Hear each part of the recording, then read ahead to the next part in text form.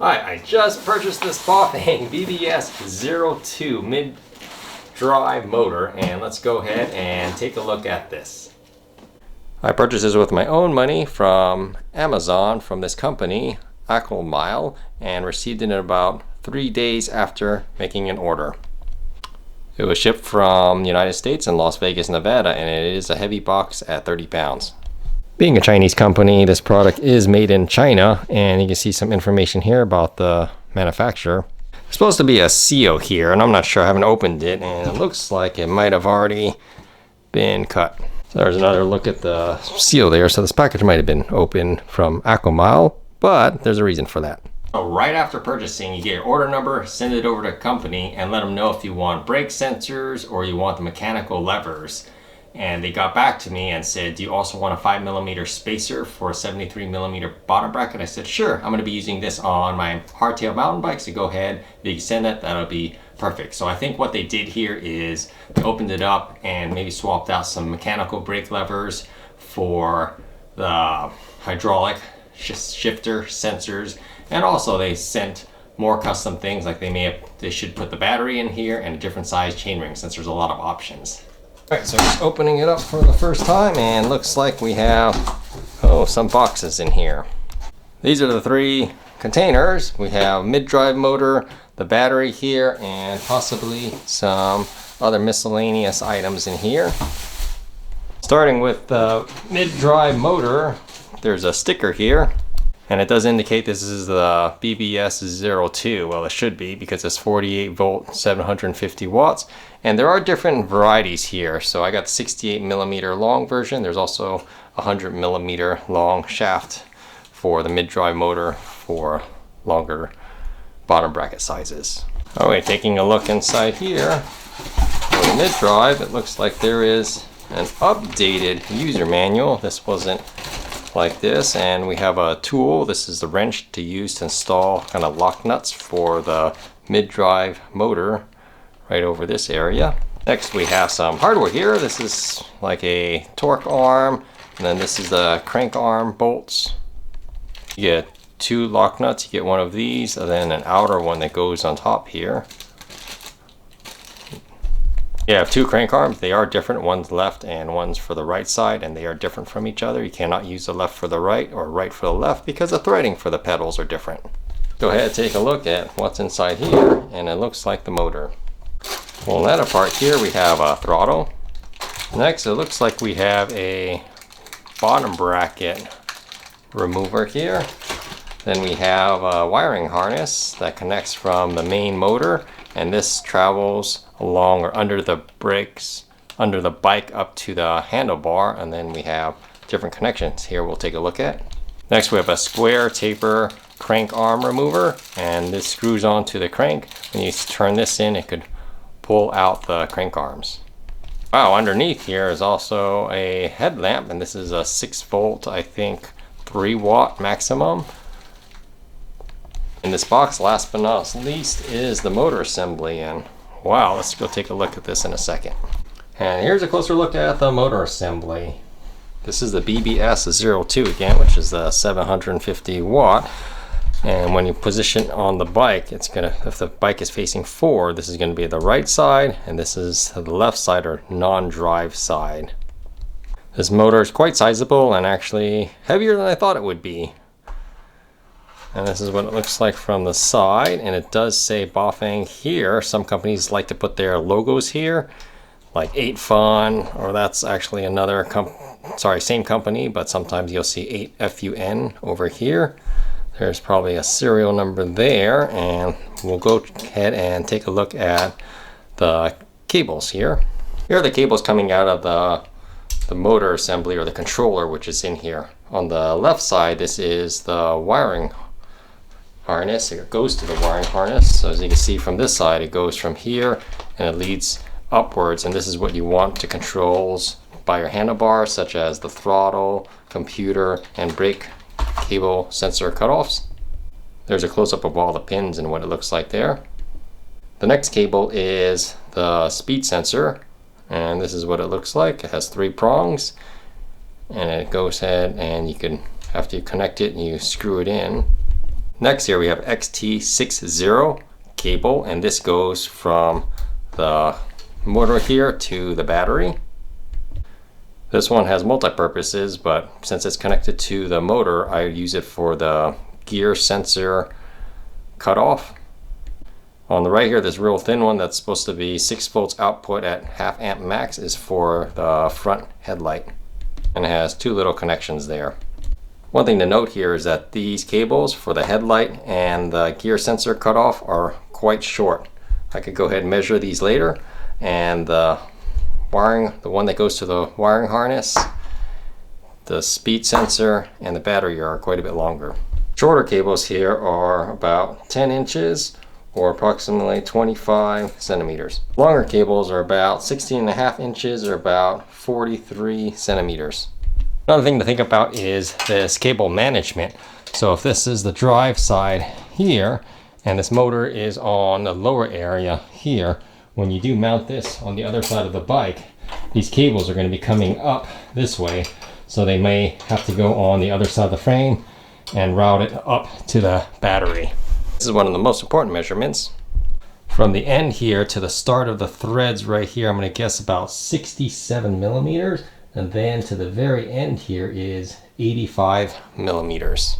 And then also from the edge of the square taper here on the left side to the edge here is about 160 millimeters. The bolt center diameter here for the rough guess for installing the chainring is about 60 millimeters, whereas the BB SHD is approximately 50 millimeters, so different sizes for sure. Let's take a look inside this wiring harness bag.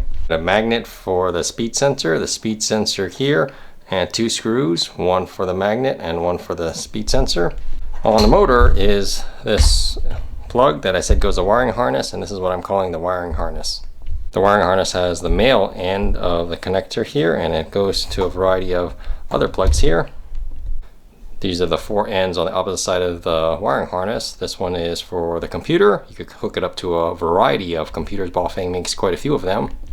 There's a close look at the connection. The next one here is for the throttle. Just has 3 pins there. Next 2 on the far right are for the brake sensors. They can also connect to the gear sensor as well, but since this is going to be running up the down tube to the handlebar, I'm going to use them for the brake sensors. Here are the other items that were also in the motor box. There are left and right crank arms here, and they are square tapered. They are 170 millimeters in length, and that length is from the center here to the center there.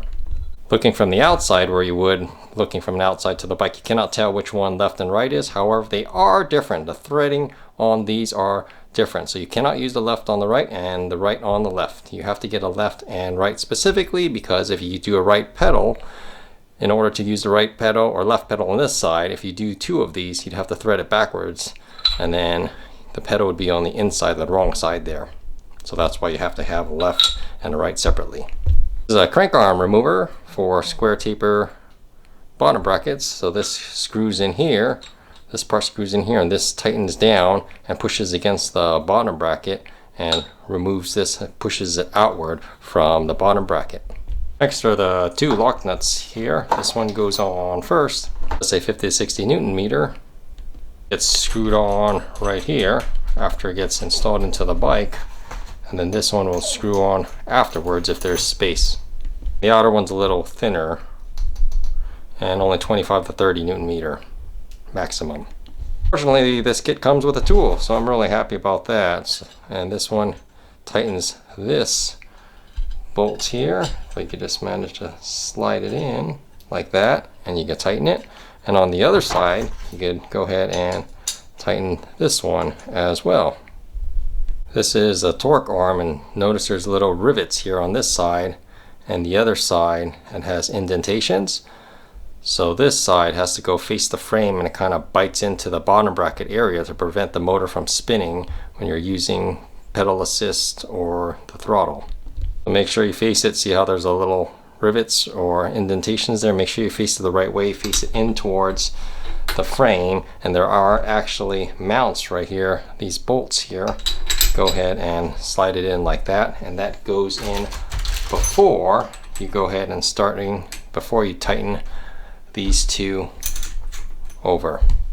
These bolts in the bag are M6, I believe, by 1 centimeter or 10 millimeters. That's how long they are for the threading, and they go in there. We have 2 crank arm bolts. You're putting your crank arms on, you go ahead and tighten them down with that. It's nice that they come pre-installed with a little bit of Loctite. If you have more blue medium thread locker, that's what I believe this is, feel free to add some more during install. These other black bolts with a pink on them are for the chainring, and they go ahead and get installed there. A little confused, this is where the chainring goes, and the chainring goes here, and this is underneath the bike, and the bike's looking forward. And there's also 5 small Phillips head screws. I'm not sure quite of their purpose at this time. Also included is this. This wasn't included in my BBS HD unboxing or kit, but it looks like a bottom bracket remover for Octalink. Included headlight fortunately has a long cable. It's 5 feet, which is 60 inches, or approximately 151 centimeters or 1.51 meters long from here to the very tip right there. I have the exact same one on the Bafang BBS HD, and it's great as a daytime running light, but when it gets really dark at night, it's probably not as bright as you may want, especially if you're traveling in the back roads or where there's no street lights. I believe it's 6 volts, half an amp, which is 3 watts, so that's not bright at all. My guess is 80 to 100 lumens, maybe a little more, not sure. It's not that bright. Well, this one is super new, 2024 April, and it is July right now, 2024, so this is quite new. Here's a look at the throttle. The cable here from the end here all the way to the very end here is 19.5 inches or approximately 49 centimeters. And the throttle here that came with this BBS 02 in 2024 is different from the throttle I received for the BBS HD in 2022. It's designed, it looks like it's meant for the right side because the cable is coming out the left. So if you put it on the left side of the handlebar and you're using it with your left hand, you're going to have to wrap this around this way. As it's attached to the bar here, you push downward and it goes approximately a quarter of a turn from off to full press. And it does spring back quite nicely. On second thought, it's maybe 1/8 of a turn. Here's 3 o'clock and this is probably like 4:30. It doesn't go all the way to 6 o'clock. In the bag we have zip ties, instruction manual, and the cool sticker. Here's our universal sticker here that came with the BBS HD as well. Now we can dive into the user manual here. First page, they already have great advice. Connect the motor to the battery and test it out before connecting to the bike. That's not something I did with the BBS HD, and fortunately everything worked out great. Here are a list of some of the tools that you need for the install. Here's a list of the models, and for the BBS 02, what I have here, it looks like there's a 500 for 500 watt and a 750 for 750 watt. And here's where it lists that it's a 750 watt. And of course the BBS HD is the 1000 watt. Newer series, they go by M615, 315, and 215. This part right here is actually really important. So what's important about this is knowing what controller you have, because there's only one controller here that's you could legally use for 52 volt. That's a C571-30-506. I do not have that one.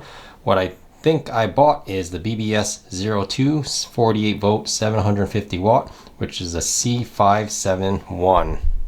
Take a look right there. This controller is the C769-51. The 769 is actually right here for the BBS HD 48 volt 1000 watts. So I got actually a controller that can handle up to 1000 watts. So make sure that when you do program it, or if you do, that you keep it at that 750 if you don't want to overdo the motor, because it's only rated for 750 even though it comes with this 1000 watt controller. And that's also good because it could probably handle quite a bit more amps if you're running it closer to 750 watts. And now the next couple pages are in different languages. So these are all different languages. And then there's also Ebike warranty card and shows some information about service. If you're curious about the contacts, there it is for how to service your Bafang. Now time to take a look at the 48 volt 17.5 amp hour battery. On the side it has some measurements here. And there's some specs for the battery there. I hope that 3 amps is the charge rate and not the output rate, because output at 48 volts, 3 amps is less than 150 watts. Alright, it's probably a Halong battery, and yes, it is a Halong battery. And we'll take a look at what's in here. The XT60 connector with open ends. There's like a bracket here with 4 Phillips head screws. Here you probably have the battery charger and then the battery itself. So we have the battery here, and it already has female XT60 plug coming out of it. 2 keys on the side here. It does note that this is 48 volt, 17.5 amp hours, approximately 840 watt hours. Battery has a USB type A here. And here it does stick out just quite a bit, and the power cable comes out the end, so you need to account for that and any bend or turning you need to get this cable out of the way. From front to back, I'm going to guess this is approximately 372 millimeters, or about 14 5/8 inches. From top to bottom here is 4.5 inches, or about a little under 11 centimeters there, and on this side it is a little shorter, about 4 inches, or about 103, 104 millimeters, or 10.4 centimeters, and the drop off here is approximately 2 inches in, and that goes from the 4 inches all the way down to the front, which is approximately 2.5 inches to the bottom of the mount there. Slightly over 3.5 inches wide here, approximately 9 centimeters. And that width's for the wider area. It is more narrow up front. An on-off switch here, where you just click it and push a button here to check the battery life, and it looks like it's nearly full. Here's a look at the battery manual. Things to note is it does say that you could charge under or at a maximum of 5 amps. They also list some dimensions here, and that it does come with this battery back plate. And the thing to note is when you recharge the battery, keep it charged once every 3 months, and then if you're in storage, keep it between 60 to 80% power. Feel free to pause this and put at the highest resolution if you want to read any of this. Play the warranty card. Inside here is the battery charger, and wow, this is a bigger charger than the BBS HD. Wow, I've been upgraded. This is a 3 amp charger. With the BBS HD, I only got a 2 amp charger. So when it plugs in, this should be red when it's charging, and then it turns green for the indicator light when it's finished charging. And this is also made in China. And the connection to the battery is with this circular 3-prong. And there's some important information here for the instruction manual. Now let's take a look at what's in the miscellaneous bag. I'm guessing it's going to be the computer, because I haven't seen that yet, and at least the chainring at a minimum. Oh, and I forgot also the brake sensors. Hopefully they're in here. Okay, so we have either chain wheel, or they call it the front chain ring, and a protector, the 860 display, and 2 bags. Okay, let's take a look at the 860 display. Wow, a lot of stuff in here. Alright, this display is a lot bigger than I thought it would be. And it has 2 mounts here, has buttons here to adjust a few things and turn it on and off. So we have a plus, minus, power button, M for menu perhaps, and this is the connector that goes to the wiring harness, that's green. We have some rubber washers or spacers that go inside to put it over the handlebars so you don't scratch your handlebars, or if they're smaller handlebars you can fit it over there as well. You get some mounting hardware as well here. Also, what's really cool on the bottom of the display here is a USB type A port, so if you have a plug and you want to charge your Garmin or other device, you could go ahead and pull power from there, and it's going to take it from your 48 volt battery, or if you're using 52 volt, take it from the main battery to power your devices up front. It's a good thing there's 3 of these little screws here, or bolts. That's because you also need one for this here, and it doesn't look like this is too large. About 21 millimeters wide. This definitely won't fit a road bike that has a 31 millimeter handlebar. And that's the controls here for the display. And it comes with this with the QR code. I'm not sure if you could zoom into the QR code if you wanted to see the user manual there. Computer mount itself is about 30.5 or about 31 millimeters, so this actually can fit on a road bike handlebar. I opted to get the 44 tooth chainring. The offset here is approximately 8 millimeters. Well, I should go this way, 8 millimeters inward if the bike is facing forward this way, so it's closer to the frame by about 8 millimeters. Also included is this chainring cover, and it's made out of plastic, fairly cheap, and there are these holes here, and I think that's what those small screws are for that I mentioned long ago. These little tiny screws with the Phillips heads. That's what my guess they're for now. Also keep in mind this is a standard chainring. It is not a narrow wide, so if you put it on this way and you don't have a great chain line and your cassette's very far inward or very far outward, it could pull it off the chainring here. So you may need a chain keeper or some other device to keep the chain on the front chainring. Alright, the weight of this motor is a little over 9 pounds. And this battery comes in at approximately same weight, a little over 9 pounds. I'll weigh it one more time, just place it real gently on here without the foam, and well, same weight. If I can put the rest of the stuff all together on the scale, and oh, not registering. Guess we're going by pounds, so we'll get the crank arms at almost 1 pound, and everything else here at about a little over 2 pounds. So this is what should be installed in the bike, and it probably adds about 20.5 pounds or a little under 21 pounds. The white bag, I wonder what's in these two. Okay, super cool. I have the brake sensors, and these are the longer bolts. I believe they are the M6, but they are 20 millimeters long rather than 10 millimeters, and there's also some washers here for spacers, so you can mount this torque arm over here, right here, onto the bike. So you have a bottom bracket that's longer. If it's 68 millimeter, it attaches right on, but if it's longer, you need spacers right here and the longer bolts.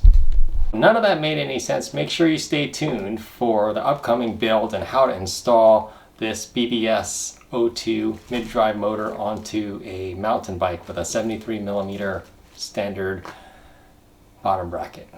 Well, I hope you found this video useful and helpful. Feel free to leave any comments or questions in the comment section below. And if you haven't already subscribed, it's absolutely free. So thanks so much for watching, and have a great day.